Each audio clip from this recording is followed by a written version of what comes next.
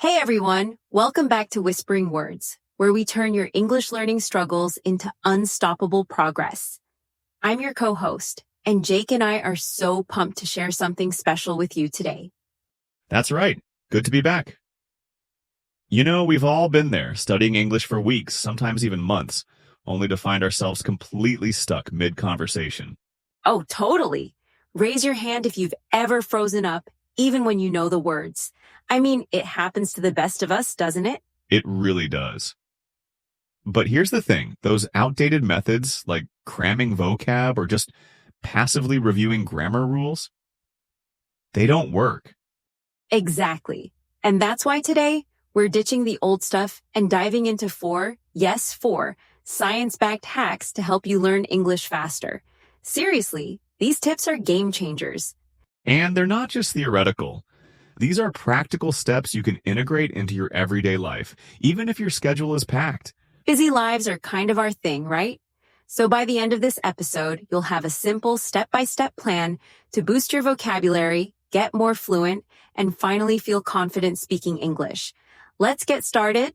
All right, Jake, before we unveil those incredible hacks, let's start by tackling the big question. Why do traditional language learning methods so often let us down? Well, the biggest pitfall is that it doesn't really line up with how our brains actually work. Think about it. You've got people grinding through flashcards or memorizing grammar rules, but they're not engaging their memory systems efficiently. Right, like those endless vocab lists that just don't stick no matter what you do. Ugh, so frustrating. Exactly. That's where cognitive science comes in. Research shows that methods like active recall and spaced repetition are far more effective for retention. Basically, your brain remembers better when you periodically challenge it to recall information rather than just passively reviewing it.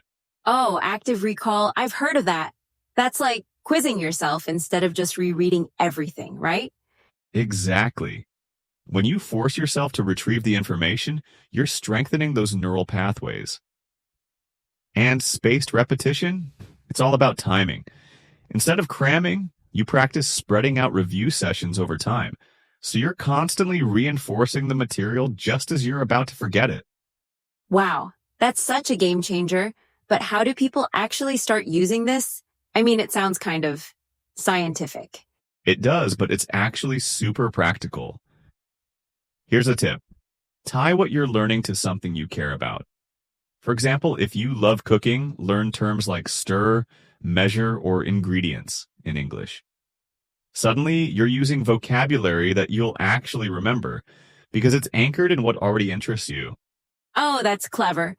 So instead of random words, it's like curating your own personalized vocab list.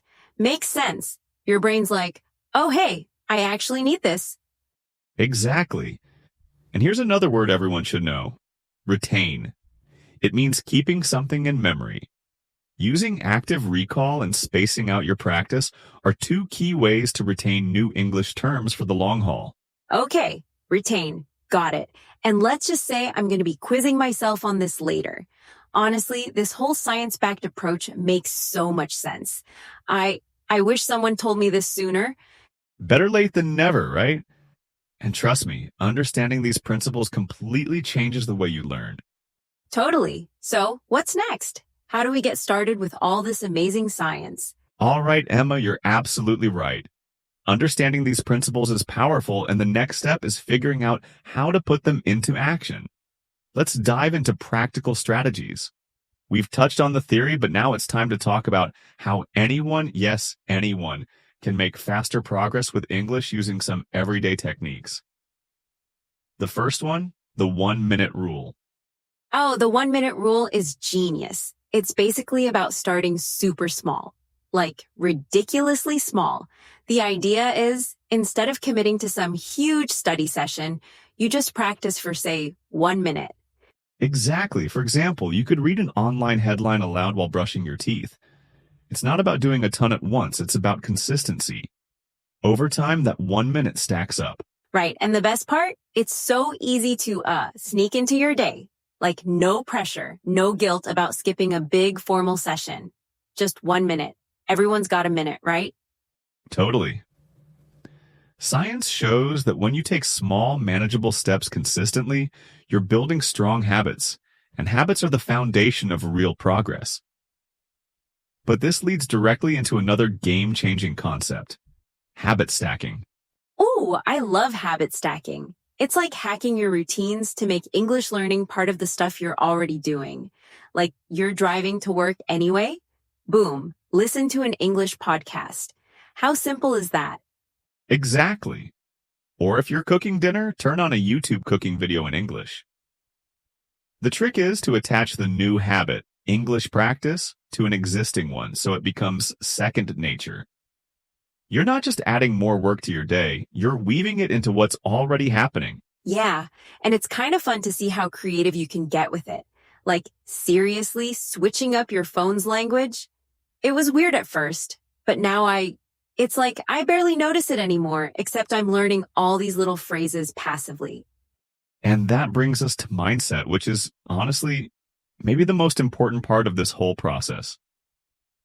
A lot of people trip themselves up by focusing too much on big results instead of small wins. Yeah, like, I need to be fluent by December. We've all done this, but it's so overwhelming and kind of sets you up to fail, doesn't it? It does. Instead, focus on being consistent.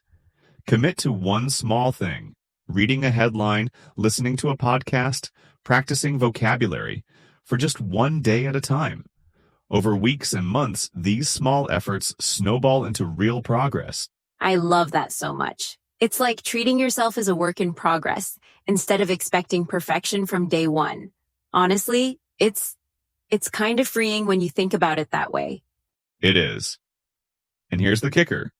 When you focus on consistency and actually enjoy the process, the results take care of themselves. Speaking of building habits, Jake, how do we take it to the next level? Like, how do we move from just practicing to fully surrounding ourselves with English? It's all about making English unavoidable, but in a good way. One of the easiest ways? Change your device's language settings to English. Suddenly, every time you check your phone or browse apps, you're practicing without even realizing it. Oh, I love that tip. I remember the first week I did it, I was like, wait, where's my settings menu? But you adjust so fast, and now it's second nature. Plus, it's cool to just pick up these little everyday terms like notifications or updates. Exactly. And for even more immersion, you can hijack your social media feed. Wait, hijack? Tell me more. So think of hijack as repurposing something for your own goals. Here it means following English content creators, joining English meme pages, or even subscribing to English YouTube channels. Every time you scroll, you're sneaking in language practice. That's genius. I mean, we're on our phones all the time anyway, right? So why not use that time to learn? It's like turning procrastination into practice. Love that. Exactly. Immersion doesn't have to mean moving to an English-speaking country. It's more about creating an environment that constantly exposes you to the language in ways you'll enjoy. But okay, let's talk motivation. Like, how do you stay consistent? Because let's be real, we all get super excited at first, but then life happens, right? Totally. That's where tracking comes in. One simple method is marking an X on a calendar each day you practice. It's visual, it's satisfying, and seeing those marks build up can be incredibly motivating. Oh, it's like the don't break the chain method. I use that for workouts, and honestly, it's so effective. Even just looking at a streak makes you not want to miss a day. Not because you have to, but because you want to keep it going. Exactly, and the key is celebrating those streaks. Reward yourself when you hit milestones. A favorite snack, a new book in English, something that feels like a treat for your effort. I love that so much. It's like gamifying your progress, but, real life. So between immersion and tracking, it's like you're building this whole supportive ecosystem around your learning. Jake, with all these tips about immersion and tracking, it really feels like learning English can fit so naturally into daily life. I mean, none of it seems overwhelming. It's all just so doable, right? Absolutely.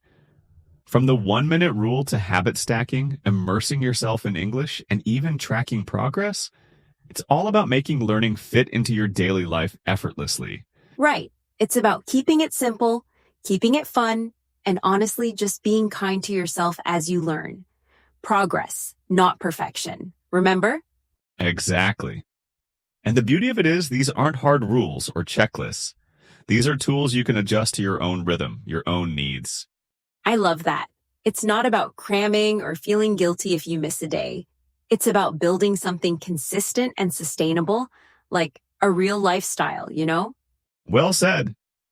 And for anyone listening, just remember, small, consistent changes can have a huge impact over time. Stick with it. Totally. And that's a wrap for today. Thank you so much for tuning into Whispering Words. We absolutely love sharing these tips with you. We really do. And if you enjoyed this episode, don't forget to subscribe and share it with anyone you think might benefit. Yes, and keep practicing, stay curious, and until next time, happy learning. Take care, everyone. See you soon.